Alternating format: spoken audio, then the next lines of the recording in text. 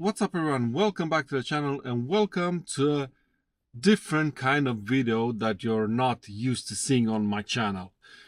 Today we're gonna install a dash cam from Viofo. So basically this is a sponsored video. They've provided me with a dash cam, but they've not told me what to say about it, and they will also not even see the video before it goes live.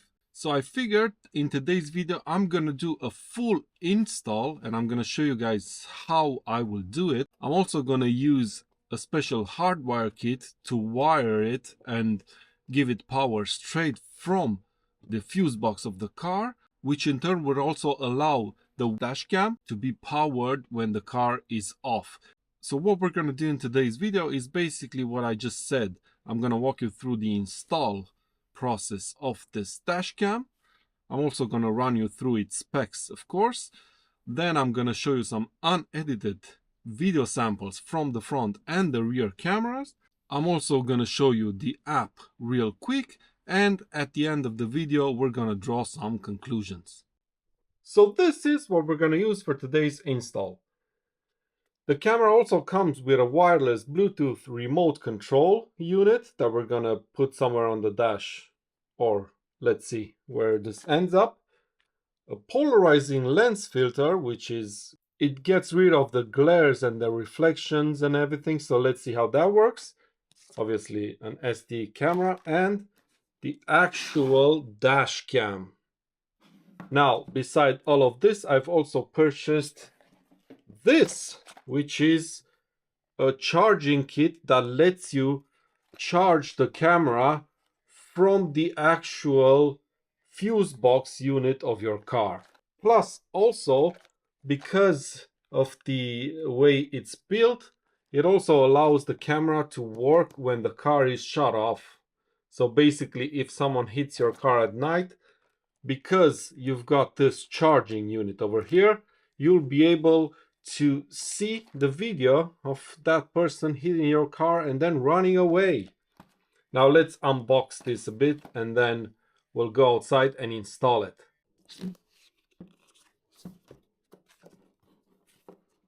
Okay, so this is the main camera. By the way, I'll link all the specs to this particular camera somewhere around here so you guys can see, but this looks like a pretty big screen for a dash cam, which is great. So this is the main camera, which you put on your windshield at the front. And I'm assuming this is going to be the rear camera. Yep. And this is the rear camera. I kind of tend to prefer this setup because it's always useful to see or to film what's going on behind you. So these two are the cameras, and then of course there's the user manual. Yeah, some stickers, some extra stickers, some install guides and everything. And yeah, these are the cables. This is a cable that goes from the front camera to the rear. Looks like it's pretty big, so that's quite useful. And this also charges your camera from the ashtray of your car, but again, we're not going to use this because we have this wiring kit that goes directly to the fuse box. Now let's take these outside to the car and fit them. Right, let's do this. So I have the Hardwire kit, the polarizing filter, front camera, rear camera, cable that goes from the front to the rear camera, and this is the wire that is gonna power the camera both when the ignition is on and when it's off and the car is turned off, basically. And here you can see we can attach some of these wires that will replace basically one of the car's fuses. the Hardwire kit comes with this tool that allows you to check which of the fuses is live. Okay, so let's get to it. Basically, you can power the camera in 3 ways, or basically you can power it in 2 ways, but you can arrange the cables in 3 ways. So this is the easiest way to do it. Basically, you plug this into the cigarette lighter and then you run the cable below the dashboard somewhere over here and put it here. But with this cable here, you can only use the camera while the car is turned on, which is a good solution, but I want the nighttime parking, or basically I want the camera to survey the surroundings even when it's turned off. Now the second way is, like I told you, using this Hardwire kit, but there's like 2 ways you can get the cables to the rear fuse box. One is going up here on top of the window and going backwards, and the other one, which I kind of plan to use, is by going below the door seals of the car and going straight into the booth underneath the rear seats. Now what I'm gonna do first is I'm gonna attach the polarizing filter to the front camera. It is pretty straightforward. You basically just push it in and that's that. Now I need to find a good place to fit the camera in front. So I plugged in the Hardwire kit charging cable. Basically I've ran it underneath this headliner over here, and now I'm gonna run it down this A-pillar, or whatever it's called, this pillar here from that holds the front windshield. I'm gonna run it all the way down to this door seal over here, or whatever it's called in English. You can easily just take this off. Then I'm gonna run the cable through here, from here, underneath this part over here on the B-pillar, on the bottom of the B-pillar. I'm then gonna remove this one, kind of the same way as we do in the front.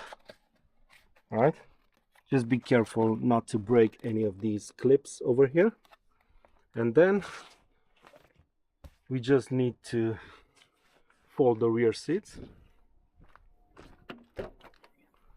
using this and this lever over here. Fold them down, and this is how we gain access to the fuse box, of course. And to be able to take this wire underneath this seal and into the fuse box, we need to take this shoulder off, and it's just a case of carefully unclipping it.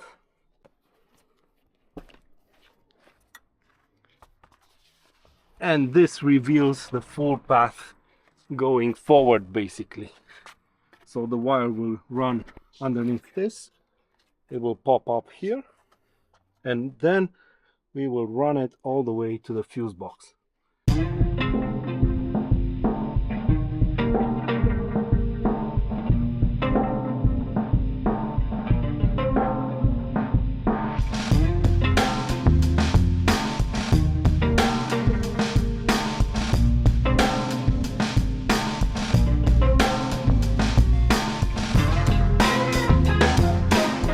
So there you go. Now the wire comes from over here all the way down without it being seen. Now I'm gonna run it something like this, or actually no, I'm gonna run it something like this so it's hidden a bit better.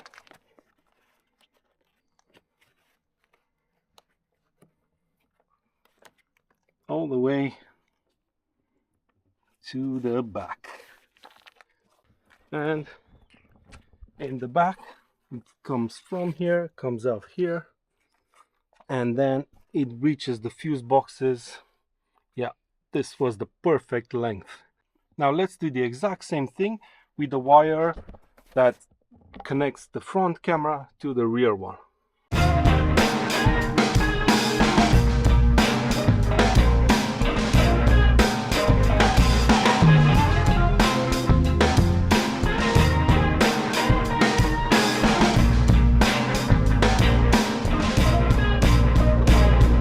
Now, let's tackle the fuse box thing.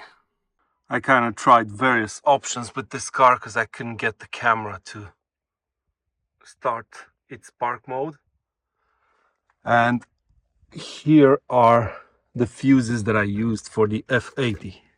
So this is the fuse box diagram. You should have it in your boot if you have a 3 Series, F30, F80, whatever. So the ACC, right, which is the red cable in my case, which is the cable that should get power only when the ignition is turned on, I've added that to fuse 144, right? Second from the top, from the left. So this one, as you can see. Basically, I took the car's fuse and put it on the bottom of the fuse tab, and then on the top there's a fuse supplied by the Hardwire kit, wherever you buy it from. So that's the top one is a supplied fuse, this one is the original car's fuse. So put that here, so slot 144, and the constant power cable, which is the yellow battery, I've added this one to fuse number 149, right? First one from the left bottom half. Now let me show you some unedited clips from the front and the rear cameras of the system, and then we'll come back and draw some conclusions.